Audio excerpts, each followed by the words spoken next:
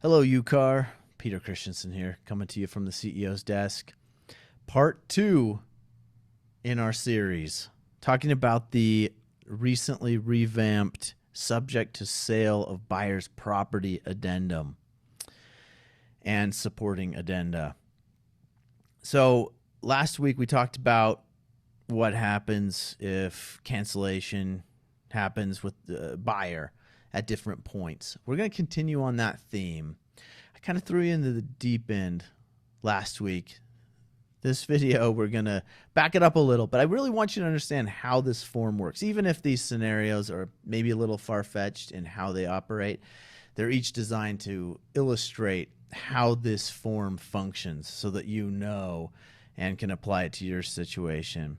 Okay, so to start, buyer and seller are under contract. Again, $10,000 of earnest money.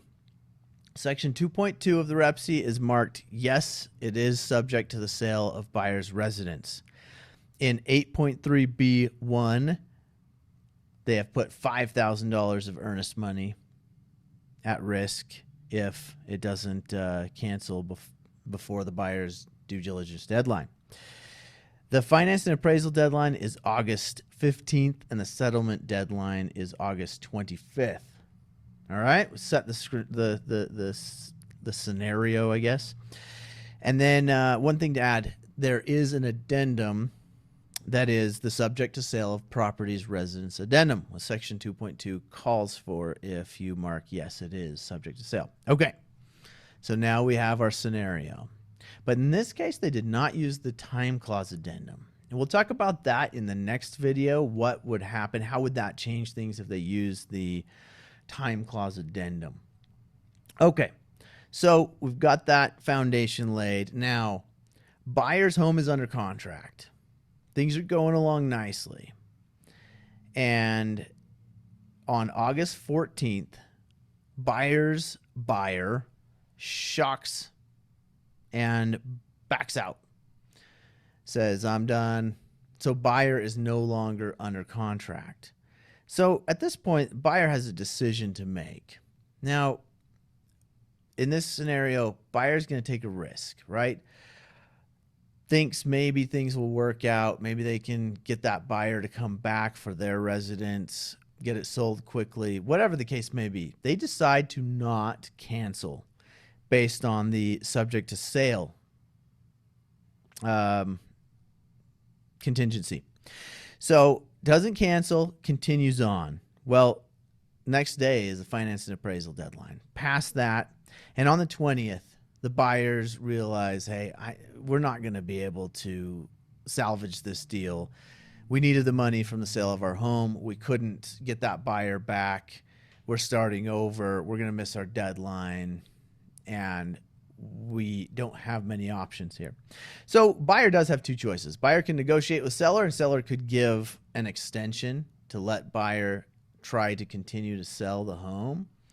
But in this case, let's say that doesn't work out and buyer cancels. Now, can the buyer still cancel based on the subject to sale of buyer's property contingency? Well, if we look at that form, in section 1B, there is a contingency that says buyer's right to cancel after the due diligence deadline or financing and appraisal deadline, whichever is later. So this is very on point, right? So buyer is canceling prior to settlement, which is the 25th, after finance and appraisal, which is the 15th. So on the 20th, buyer says, I can't make this work. What are the seller's remedies at that point? Well, short answer is seller gets the earnest money. So $10,000 goes to seller. Shouldn't really be any questions asked on that. Buyer has clearly passed the finance and appraisal deadline in the subject to sale of properties residence or buyer's property, properties residence, buyer's property. It says in section 1B that buyer may cancel the REPC prior to settlement deadline after finance and appraisal by providing written notice to seller, whereupon the earnest money shall be released to seller without further authorization from buyer. And seller agrees to accept as seller's exclusive remedy the earnest money deposits as liquidated damages. So here we see a scenario where section 16, the default section, is not at play. So normally a seller, if the buyer defaulted, would have a lawsuit for specific performance was a possibility, a lawsuit for other damages, or taking the earnest money. And in this case, they are sellers limited to just earnest money, only remedy. Why? Because that's what they agreed to in the subject to sale addendum. Now, that would be greatly altered with the time clause addendum, and we'll talk about that in the next video. But just know that's in there. So seller's taking a big risk if this is all seller uses is the subject to sale, right? Because then they're saying buyer, it's not necessarily that buyer cannot cancel.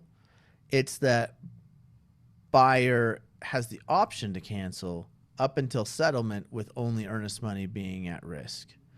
So remember that. Go check out the other videos. There's another video on this addendum as well that we recorded prior to, and we'll do another one next week.